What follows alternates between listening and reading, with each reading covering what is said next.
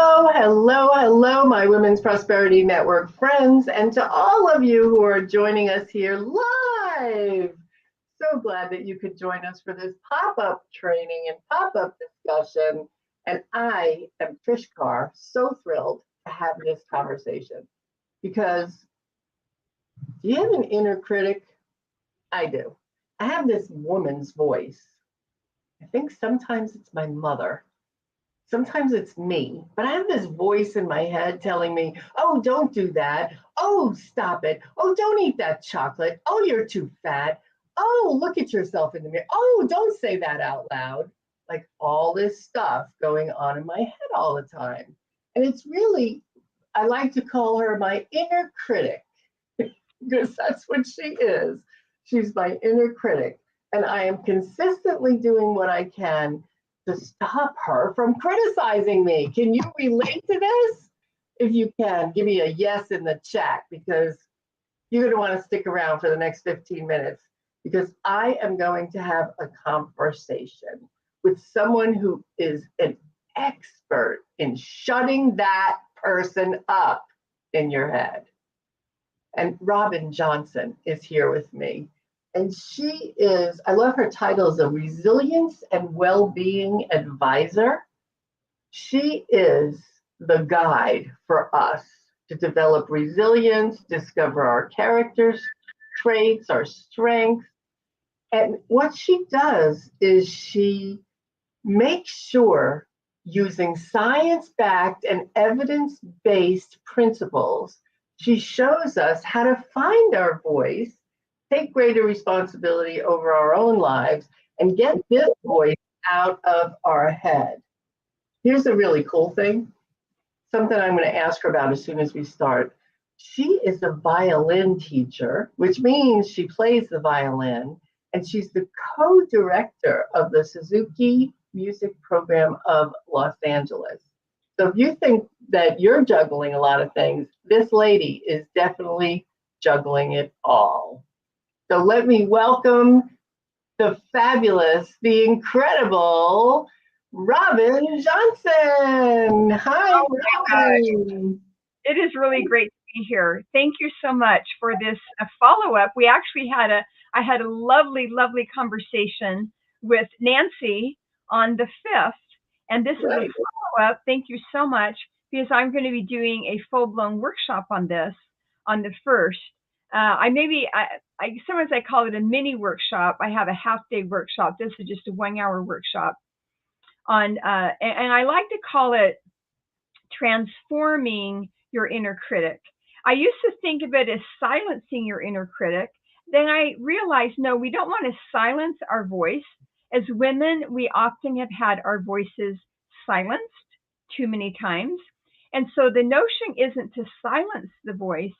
The notion is to transform your inner critic into an inner cheerleader or an inner mentor or an inner friend, as opposed to being an inner critic. So I'm very excited about it.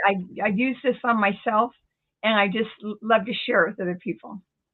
I love it. And that's a big distinction because I said, we'll get rid of that voice, but that voice isn't going to go away. She's always going to be in my head. It's about turning it around from, wow, you're too fat to, you're doing so great. Something totally different. I love it. And you know, so I want, when I introduced you, I said that you played a violin. So I am one of those people that if I'm not good at it, I don't want to do it. And the violin takes a lot of training and practice. Talk about being resilient. So you weren't always good at the violin, right? No, I started in 4th grade. This is a traditional method up in Garfield Grade School in Boise, Idaho. I learned the traditional method and got actually pretty good. I was not a music major. I also took piano lessons, and I'm self-taught on the organ. My piano teacher and my mother desperately wanted me to be a music major, but I said, I have had to practice all these years. I'm not going to be a music major. Well, I continued taking lessons within the orchestra in college at Brigham Young University. And then, but I majored in human resource development. And then I got my MBA with an emphasis in organizational behavior. I was Mm. always really fascinated with how organizations function, how people function within organizations. Well, then I got married. I started having kids. I was a stay-at-home mom for a long time. And then I just began teaching. I asked my college roommate, who was a music major, how do you go about teaching violin?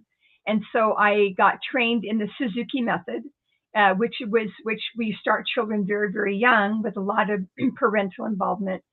And just one thing led to another. And, 25, 30 years later, I'm now co-director. And we're actually celebrating our 50th anniversary this year, SMPLA, Suzuki Music Program of Los Angeles. We're having a gala benefit concert in November. And that has absolutely nothing to do with the workshop that I'm going to be giving on Friday. No, but that's so cool. why I'm wearing this T-shirt with this music on it, because I'm going to go teach one of my students in about 2 hours after this lovely broadcast.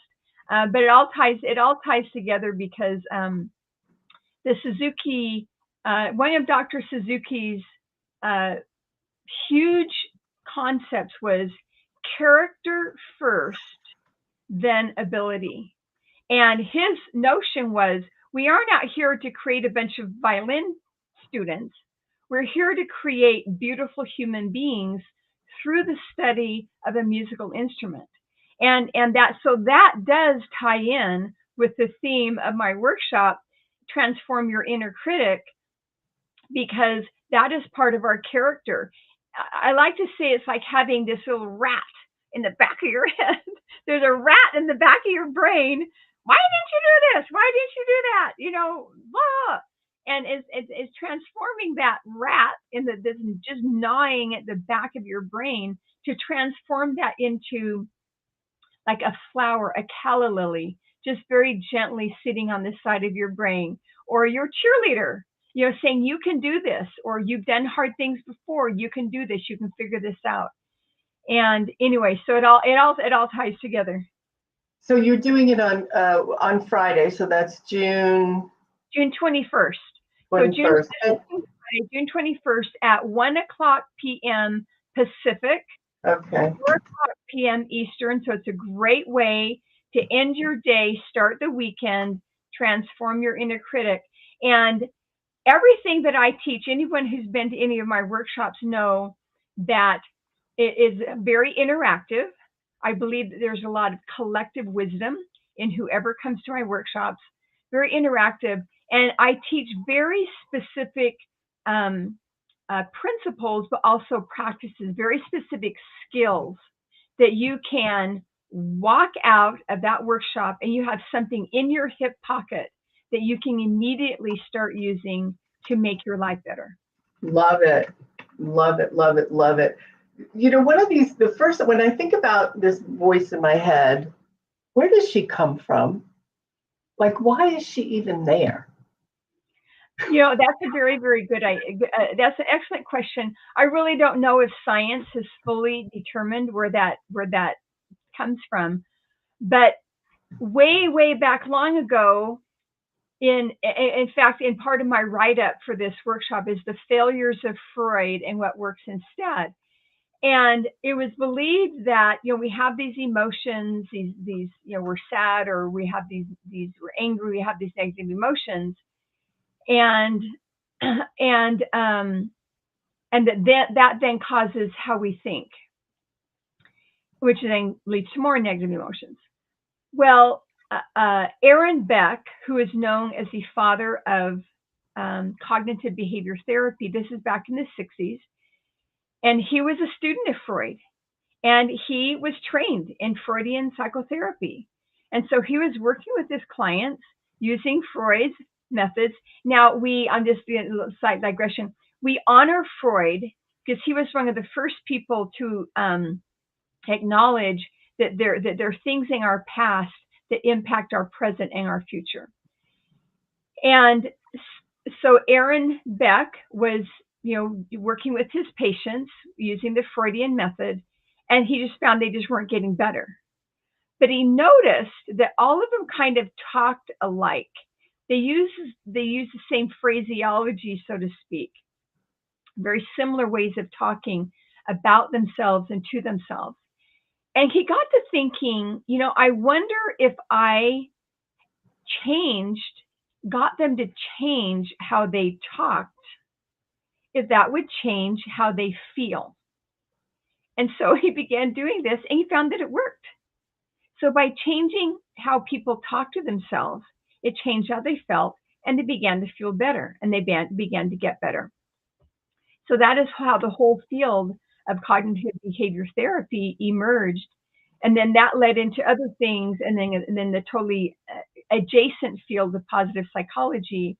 So a few years ago, actually, a COVID class of 2020, I got my master's of applied positive psychology from the University of Pennsylvania. We started live, we ended over COVID, and much of what I teach comes from my master's degree, working directly with Martin Seligman, who is known as the father of positive psychology, and many of the other giants in that field.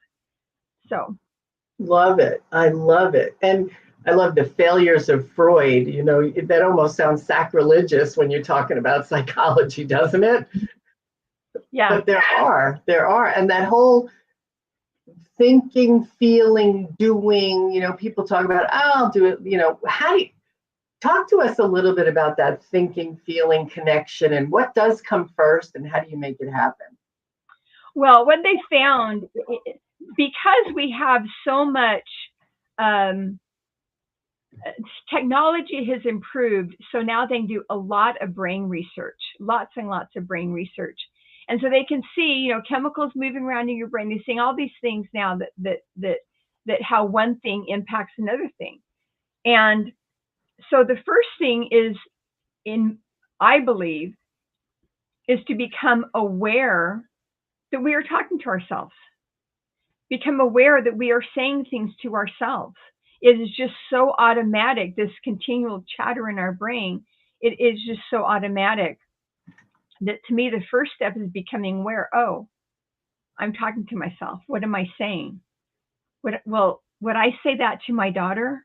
Right. Would I say that to a good friend? You're such an idiot. Right. Would I, I don't have any friends.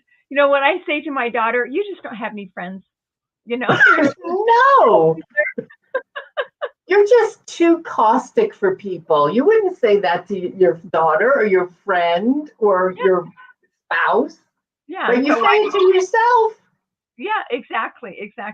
So that is the first process, becoming aware, and then awareness, acceptance, action.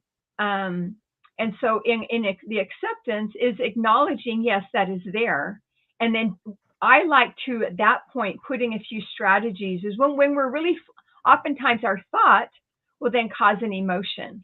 Like if I say to myself, oh, I just don't have any friends, then I'm going to feel kind of sad and depressed. I'm going to get very small and kind of shrink down, as opposed to saying, what are you talking about? You have lots of friends, and then go call one of them, go to a movie, or send them a text, or do take positive action.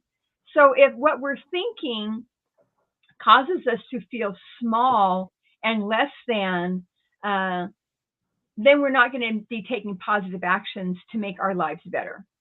So when we're flooded with these emotions, it's very hard for our prefrontal cortex, our executive system, to be in charge. Instead, our limbic system, our emotional, just raw emotion, lizard brain is in charge. And so we can do some things to calm ourselves down, to put our lizard brain, let him take a nap for a minute, activate our prefrontal cortex, and then there are very specific strategies we can use. I'll be going into this in depth in my workshop, but it's what is known as a fast skill of real-time resilience, and that means real time means you use it right now in the moment. Now, yeah. First of all, I love this because as much as I hear, be aware of your inner critic and turn it around, it doesn't connect sometimes when I'm saying, oh, you look ugly. Or, I mean, I do. I'll say that, oh my God, you got to do something about these bags. Like, that's what I talk to myself. I catch myself saying. And when I say, wait a minute, caught it, you're beautiful, or your face, it feels not, it doesn't connect because I just said something negative and now I'm just going to turn it around. So in the workshop, you're going to give us some real strategies that go beyond just an affirmation. Yeah, absolutely. And we also teach about some of the mistakes that are made when people are trying to learn. Learning this is like learning anything. It's a skill. You have to practice it and then you get better and better at it. But some of the mistakes that people make are Pollyanna thinking that that maybe it truly is a bad situation, and you need to acknowledge this is a bad situation, yet develop some hope around it. One of the things is there's a grain of truth, dismissing the grain of truth. Oftentimes, what we're thinking, there's a grain of truth to it. Right. And if we just dismiss the grain of truth, then what we think won't be strong enough to counterbalance that grain of truth. So we need to acknowledge the grain of truth and then find some ways to appropriately deal with it. So there's various mistakes that people make in trying to learn this, but we absolutely learn very specific skills. They're called strategies with sentence starters, and you develop this sentence starter. In fact, that reminds me, people can go to my website, robinlearningsystems.com, go to the blog page, and on the blog, there are a couple of free downloads. So one of them you download is it's Finding Your Edge of the Pool. If I were to write it again, if I ever take the time to go to modify that, I would call it Creating Your Edge of the Pool. And then another one, tips for beating the holiday blues. I originally posted that back in like the Thanksgiving, Christmas time.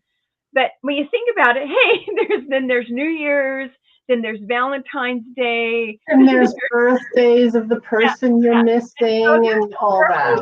There are holidays all year long that you can use these 3 tips for beating the holiday blues. But this creating or finding your edge of the pool, it directly interfaces with this transforming your inner critic. Great. Well, transforming your inner critic and your blog. So I really urge everybody to go to robinlearningsystems.com because you'll see lots of blogs that'll go, oh, that's one I want to read. And they're short and they're great and they give you a little bit of boost when you need it. So definitely bookmark robinlearningsystems.com. And the other thing is we all have this inner critic. We all do. And he or she is always doing things that are sabotaging us, and we often don't realize it. So at the Transform Your Inner Critic workshop, you're going to get real time, right now, in the moment techniques that go way beyond just turning that affirmation and trying to get, because affirmations are great, but they don't always work, especially like you said, when there's a grain of truth. When I look in the mirror and say, oh my God, you're so fat, there's a grain of truth to that. So how am I going to turn it? Oh, you're slender. No, you're not. Right? So how do you turn that around? So I urge you, be sure to go to the bit.ly that's on your screen right now. Be sure to use the coupon code CAPS WPN 2024, and you'll pay only $27. And isn't it worth $27 to get rid of that noise that's actually holding you back and you don't even know it? So Robin, thank you so much. How long is the workshop? It's a 1-hour workshop. And the workshop is $97. I have a family and friends discount code of HOPE that's 50% off. But as a thank you to Women's Prosperity Network, I created a new code, this WPN 2024, for a 75% discount. And so that is a thank you to Women's Prosperity Network. And also because a lot of these women, they don't know me. Who am I? Why should I spend any money to learn anything from her? And so this is a way for people to get to know me, to get to know the quality of my work. Everything I do is science backed and evidence-based. And a lot of it relates to my master's degree from Penn and a lot of other resources which are equally valid. Yeah, I would say a master's degree in psychology gives you the right to give me some of those suggestions and tools. And I'm thrilled to be getting it from someone who's educated in this area. So thank you. And really, especially thank you for the discount. Yeah, great. Well, I'm glad to be here. I'm glad to be here. It's a great organization, and women. Do you have a minute for a little epiphany? Yeah. Okay. I shared these two epiphanies on the Wednesday broadcast on the 5th with Nancy, but the one epiphany actually happened back in 2018. Some of you might know Deborah Morrison, Deborah. We were at the same training, a 2-week training up in Canada. And at one point, we had to get up and do a little blurb about ourselves, get up on the stage. There were maybe like 40 people there. And this is a smaller group, maybe 20 of us. Just sharp women, just really intelligent, capable, had great businesses, just really dynamic, just really sharp ladies. One by one, they got up on the stage and they were all saying things that were denigrating to themselves. I was blown away. You are so sharp. Why are you saying this? Woman after woman after woman. And not only what stunned me that they would say this about themselves is that this is how I talked to myself. And I got up on that stage and I said, we are no longer allowed to talk to ourselves like this. It stops today. We are no longer allowed to talk to ourselves like this. And for me, that was a powerful moment. Well, fast forward about 3 years. And in 2020, just as I was graduating, this had been kind of a long time in coming, but my husband of 34 years ended our marriage. And this is the summer of 2020, May of 2020. And just as I was finishing my degree, writing my capstone, all of this, and I found myself saying, "You're damaged goods now." Oh, wow. And I would catch myself saying, "You're damaged goods now. You're damaged goods now. You're damaged goods now." And then one day I kind of woke up and I said, "Wait a minute.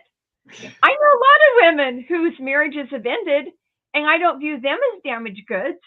Why are you viewing yourself as damaged goods?"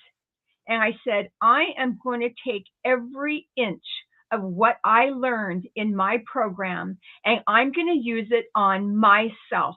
And I did. And I practiced real-time resilience every day, all day long, and these other strategies. Well, fast forward about a year and a half, and this was in January of 2022. I was turning 65, so it was my 65th birthday. I was at a women's retreat amongst these lovely women, and I can't remember the context, but we were all sitting in a big circle, and I said, you know what? I am freaking awesome. And if you can't see that, then just get off on the next corner. And so how did I go from I'm damaged goods to I'm freaking awesome? I did it by using everything that I'm going to teach plus a whole bunch more. This is just a slice of the pie that I'm going to teach on Friday. So for me, It worked. I used to say, I know this works. And my daughter said, it works for you, but you don't know if it's going to work for someone else. So just say, I believe it works for me. I believe it can work for other people. And so that is what I'm teaching on Friday. And yeah, I think it's worth a freaking $27 to get online, learn this stuff, start changing how you think and how you talk to yourself. And then you can get connected and learn about other workshops that I'm doing later on in the year. And, if we don't take the time to look inward, we're not going to be any good when we're dealing outward. That's really the reality. If we don't look at ourselves, and part of, Women's Prosperity Network is all about, let's get your business working, let's get your business moving, let's make you some money, let's make the difference you're meant to make. But bottom line is, if we don't have it right in here, we're not going to get it right out there. So we've always got to remember to put our hands and our investment and some of our time in personal development, because that is the foundation of everything that we do. Yeah, absolutely. So I urge all of you, be sure to go to the bit.ly listed there, bit.ly/transform critic, and use the WPN 2024 coupon code and come to the workshop on Friday. It's going to change your life. I know there'll be a question, is there a replay if I can't make it live? Yes. It will be, excuse me, it will be recorded, and everyone who is registered, even if you can't come at the last minute, everyone who is registered will get a link to the recording, and you'll also get a PDF of the PowerPoint, and in the other handouts and extra resources that I share with the group. Okay, great. The recording and PowerPoint and handouts. Fantastic. I'm going to put that in the chat for our friends who are live right now. All right. I am thrilled that you are here. First of all, you just reminded me to be aware to stop talking to myself. It stops right now. That's it. We are no longer allowed to talk to ourselves like that. Boom. So thank you. And if you're with me, give me a yes in the chat, because that's the biggest thing. Let's stop that kind of language, and let's start the positive language, and let's get into a habit so that it doesn't happen again. And that happens by joining the workshop on Friday with the master of psychology with the education to prove it, who's going to share this technique with us so that we can be resilient all the time. Thank you so much, Robin, for being with us today. I really appreciate it. Thank you, everybody, for joining in on our pop-up training today. And I want you to remind yourself, you are totally freaking awesome. And if there's a disconnect with that, come and join us on Friday. Awesome. Thanks so Rob. much. I hope you have a wonderful day, everybody. Robin Johnson, thank you. Thank you. Appreciate you. Have a good one, everybody. Make sure you go to that link, bit.ly, transform critic, and I will see you Friday. Take care, everybody.